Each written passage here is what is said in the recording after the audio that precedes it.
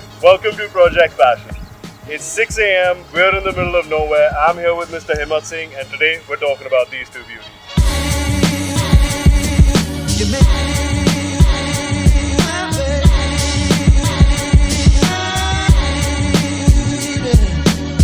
Hey guys, so today on Project Passion, I'm here with Mr. Himmat Singh, and we're talking to him about the two beauties that you see standing in the background, and also the fact that he's extremely passionate about his Range Rovers. He's got 6 of them.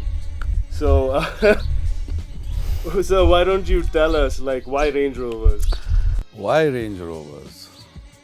Well, it takes me back to, I think it was 1989.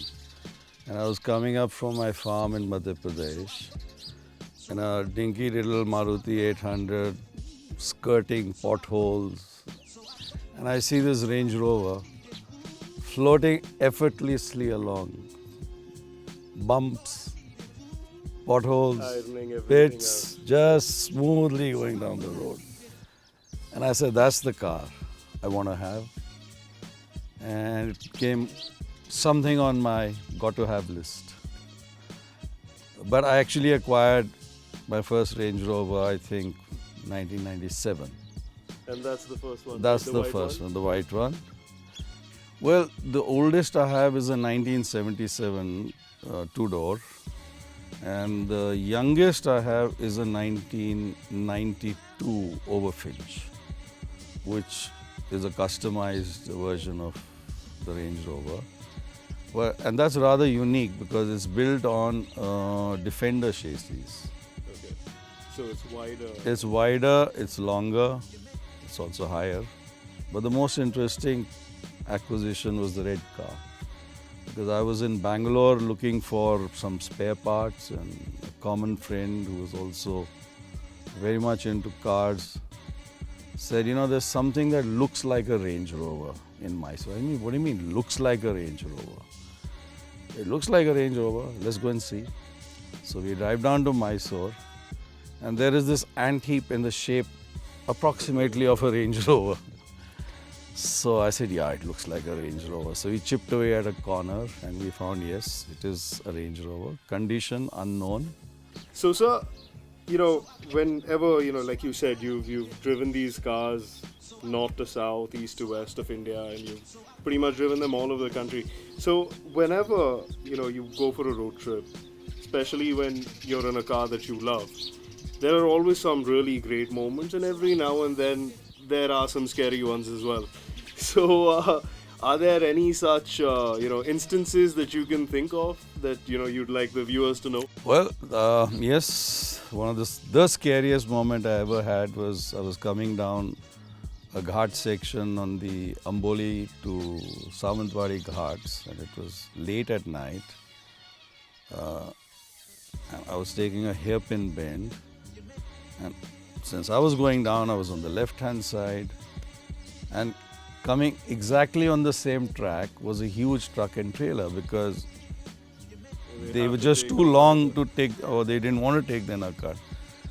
I just had to slam on the brakes and switch the gearbox to reverse, and then just slam on the accelerator. So there was this truck coming up, and there was me reversing all the way back, looking out frantically on a hairpin that I didn't hit the cliffside. And then of course the guy cut in, and then I switched back to forward drive and moved on. That was scary. That was very scary. And I must say the gearbox took it from a straight 60 kilometers forward to crashing stop and then reverse. That was a scary moment. People ask me how difficult is it to maintain these cars and how expensive is it to maintain these cars.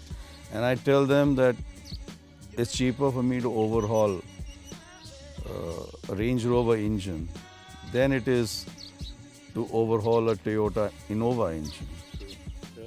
And ditto for the suspension work. So for off-roading conditions, I normally prefer a manual gearbox. And the red one is got the original 4-speed gearbox, which is the best still according to me for off-roading. You don't have to shift gears too many. Nothing like the sound of a V8 engine, and nothing like the torque of a V8 engine. And if you're off-roading, a V8 engine with a 4-speed gearbox is about as good as it gets. So what's Drive. the longest trip you've taken in the white one? The longest, I think it was from Chandigarh to virtually Kanyakumari. A long 1-month trip through central India, coming up via the coast road, along Gujarat, and then back again to Delhi and then Chandigarh. That was a long trip. And a great driving position. I mean, these seats are so comfortable. You can sit for about 10 hours, 12 hours, which I do sometimes on a long drive. And you don't have any fatigue at all. So I must say, they got the design right on the classic Range Rover.